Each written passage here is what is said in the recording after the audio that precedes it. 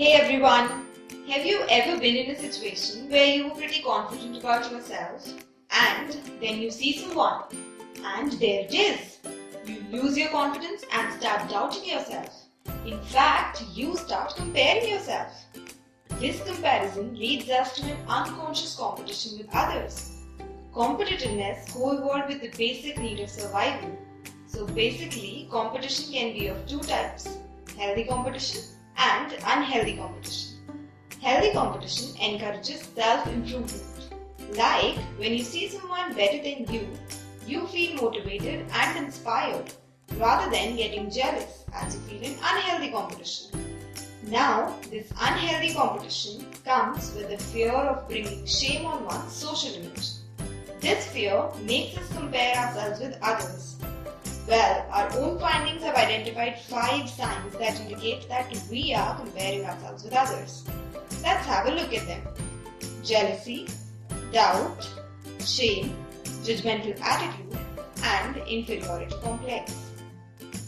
When we feel all these emotions, we forget that everybody is blessed with some abilities and qualities, and so are we.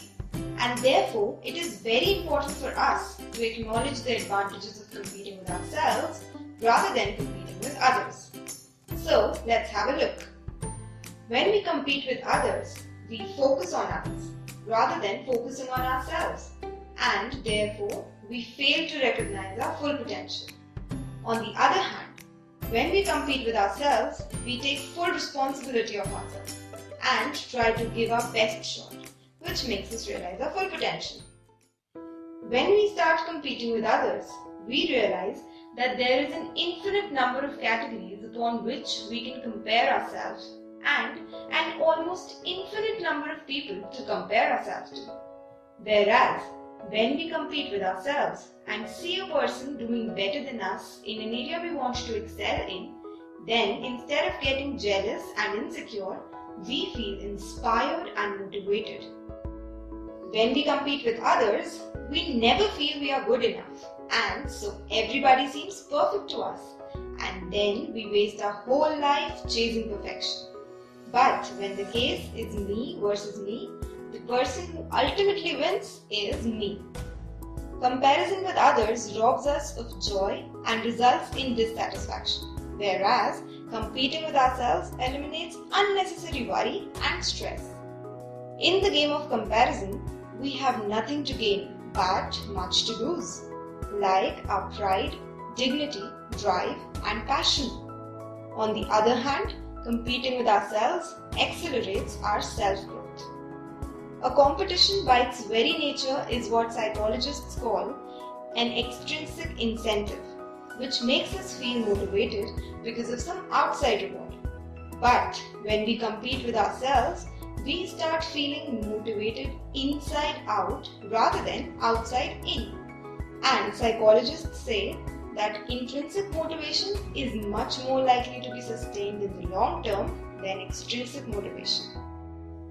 So now, let's see how you can put it in action and be your own hero to be envied. Here are a few steps that can help you in doing so. The very first and foremost step is the identification of your comparative behavior.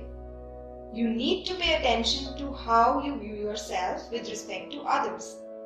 Next, what you need to do is change the direction of your thoughts. For example, if you envy a person because of his success, then redirect the thoughts towards yourself and by patting your back say that, "Hey, I'm doing good. I just need to be more focused in order to succeed."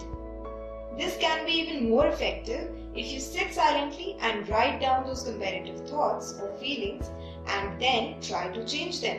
Next comes the most important yet difficult part of accepting yourself. You need to accept yourself the way you are, with all your flaws and strengths. Try this. Stand in front of a mirror and say to that person in the mirror that, "I love this person and I accept the way he is." Make it a habit to do this daily. After acceptance comes appreciation. Appreciate yourself for all the talents, skills, and qualities that you possess.